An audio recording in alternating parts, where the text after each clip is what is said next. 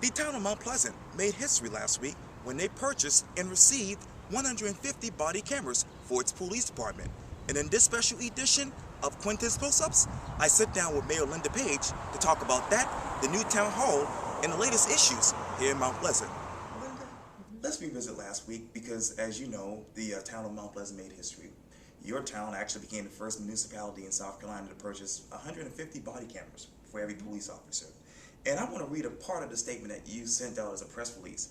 Okay. And it said, quote, "I would like to congratulate the Mount Pleasant Police Department for its proactive stance on the use of body cameras. We are now the first municipality in South Carolina able to outfit every police officer with a body camera. We welcome the body cameras as another tool to promote our core values of professional excellence, trust, honesty, and transparency, fairness, respect, and accountability."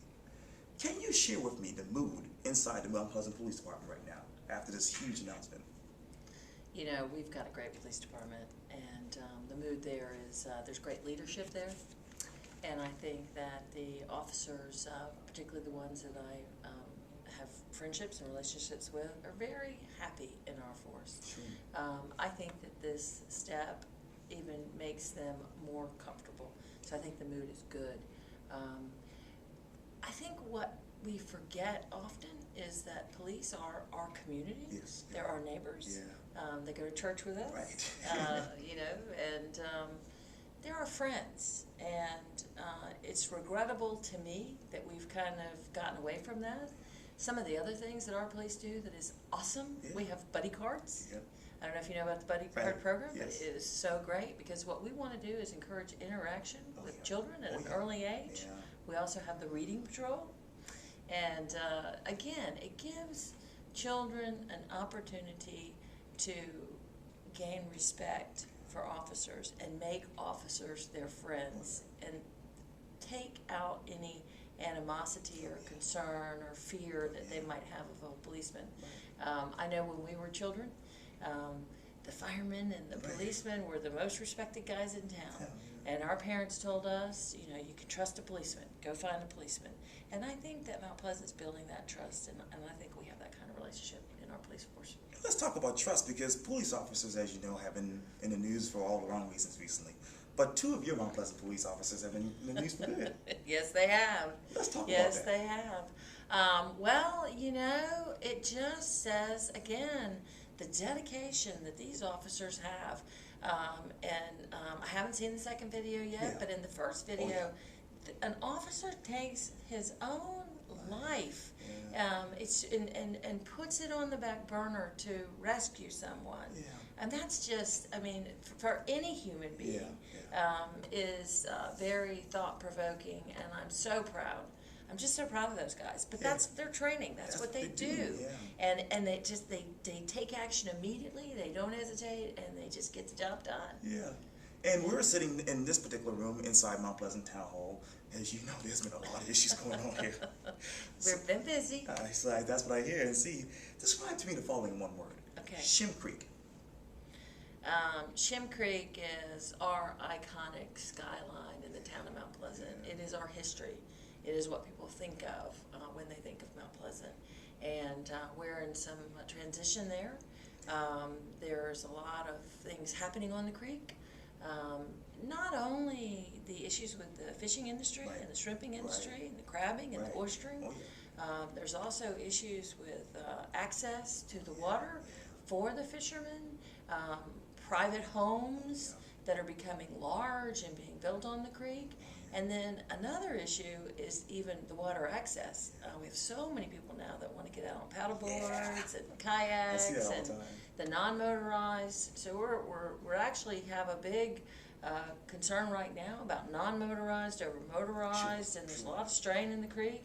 But at the end of the day, it is our most vibrant center for activities. We have many great restaurants there and great place to go get a cold libation and just enjoy that iconic view.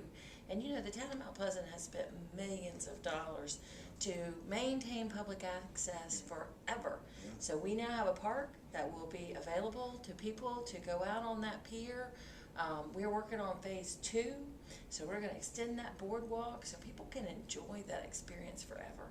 And I'm so proud to be part of a community that has, has worked so hard to preserve that view. And then, of course, we just made a $10,000 donation Right. to Shem Creek Fisheries. Yeah. The industry has a lot of federal regulations they're faced with. Right now it's life rafts. They need life rafts for boats, so they have a lot of federal regulations. So we decided, they have a 501c3, Right. and as we often do, we gave them some financial aid to use as they see fit for their organization, and that will only strengthen that relationship that the fishermen have with our community. Yeah. Offshore drilling. Offshore drilling, we did pass a resolution. Ultimately, offshore drilling won't have anything to do, we won't have the voice that says that it's okay or not okay. So that's the sad part. And we do hope that the governor and the legislators are listening, because it's important to our community. And I don't think it's just about the offshore drilling issue, it's the seismic testing that goes along with it, Quintin. Absolutely. And then there's that infrastructure issue. That's the other piece of the puzzle that we're not talking about. Where are we going to put the infrastructure that supports the offshore drilling? Because, again, back to that iconic skyline, where's it going to fit? Yeah. Let's talk about the boulevard. The boulevard has become a very successful project. It's finally experiencing some retail success as well. I believe there's a new gym opening there soon. Yeah. I don't know that it's officially announced yet, so we'll withhold the name. Sure. But it's been a very vibrant project residentially. Sure. It has had some challenges on the lease side for the commercial, but we see that turning around. And the boulevard was the game changer. Like it or not, like the architecture or not like the architecture, it was the vision of the CRAB, the Coleman Boulevard Redevelopment Authority. Right. And that was their vision, to recreate something that would spark and ignite that community. It has certainly done that. We have now brought back the Architectural Review Board. I do think that, people often say, well, it doesn't have it, it doesn't look low country. I'm not an architect, so I can't speak to that. I know that it's a very vibrant residential community now. Yeah, I ran over there, 2 weeks ago, loved it. I wish I could live there, but one of these days. I mean, like I said, it's very vibrant. Yeah. Did you get a chance to see they have a beautiful pool area? Yes, they all have a that. great lounge area. And I just, I can tell you, it certainly changed the face of Coleman Boulevard. And now the food line's not there. You need something like that there. Well, and there's a lot of talk now. We're defining densities. Okay. We have a growth management framework that we're working on very hard, and we're talking a lot about those densities, and we're talking about the heights, and what is right. And where is the place for it. So we're going to be over the next couple of months defining that, and we'll talk more about that in the future. Volunteer board and commission members resigning before running for town office. That was something that I was asked to put on an agenda. Right. I took it as my own. It didn't really matter where it came from. I think it's an important discussion. What happens for me as an elected leader is when people start having concerns and raising concerns about issues, then it's time to talk about it. And it's time to talk about it publicly. So I had gotten lots of comments, more than several, about how potential candidates that were seated on boards might potentially have an advantage. And I said, it's not something that has raised great concern for me personally, but let's talk about it. And we did. We had a lot of discussion at the committee level, and it was voted down. We did not approve asking that to happen. Sometimes I think that just having a conversation certainly brings awareness to an issue. And, I would never want to discourage anyone. I mean, public service is in my heart, and I want to encourage everyone. See, I wish we'd have every time we have an election, 20 people run or 30 people run, and I certainly wish our demographic was different because we need more women. We need to reflect the face of our community. And so I don't want anyone to think it was to discourage. I just wanted to make sure that we had the discussion that, if you're currently seated, do you have an unfair advantage? And certainly we hope that's the only issue. To me, there was never, I did have some questions to ask about integrity of decisions. Right. And, I believe all of our boards and commissioners are dedicated volunteers. Yeah. And I know that their honor and integrity is in place. So that was never a question for me. Awesome. The new town hall. Wow, well, we're getting ready to get Yes, started. I'm so excited. $25 million project. Okay. It's going to be a game changer Sure. for the town. It's a true civic space.